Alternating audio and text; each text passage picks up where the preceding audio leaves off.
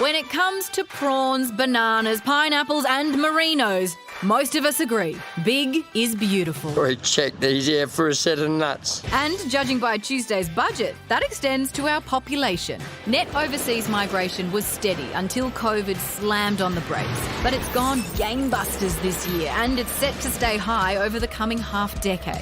Well, the sudden increase was the result of two major factors. The first was COVID-era migration policy settings, which were designed to attract people into the workforce quickly. And secondly, a really, really hot labour market. The other argument, we've got an ageing population and the best way to defuse the looming demographic time bomb is with a big injection of young taxpayers, baby makers, etc. Immigration is really quite critical in terms of slowing the rate at which our population ages. But if we had zero net migration, for example, we would reach a point where deaths would exceed births within a generation. But big Australia isn't as universally loved as, say, the big koala.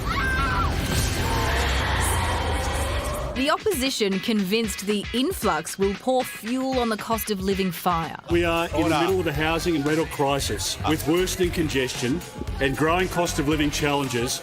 Why is the Prime Minister adding another 1.5 million people? Migration guru Abul Rizvi, seen here absorbing massive quantities of information directly through his eyeballs, reckons it's all about balance. Immigration affects both the demand side of the economy and the supply side of the economy. That tends to balance out. Immigration is really just a neutral impact on inflation.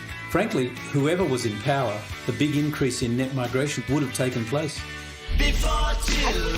That's a big takeaway for this and all of the concern about migration and immigration is that, yes, it will, of course, be tough because we just do not have the room for them now. The infrastructure is falling behind, 1.5 million people over a few years. That is a lot. There's no denying that. But as you heard there from Mr Rizvi, it's not going to have too much of an effect on inflation. You can kind of look but it just does need to be done right. We do need to get the infrastructure right. We need to get all of that. And I think that that's going to be the most difficult thing to do.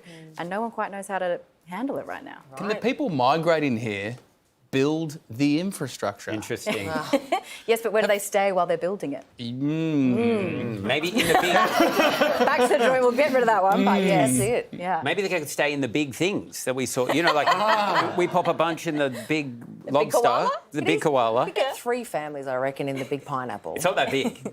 It isn't that big. No, it isn't that big. The But big banana, disappointing as well. It is. So you just get one family in there. I would it agree. depends on the bananas you've seen. Oh!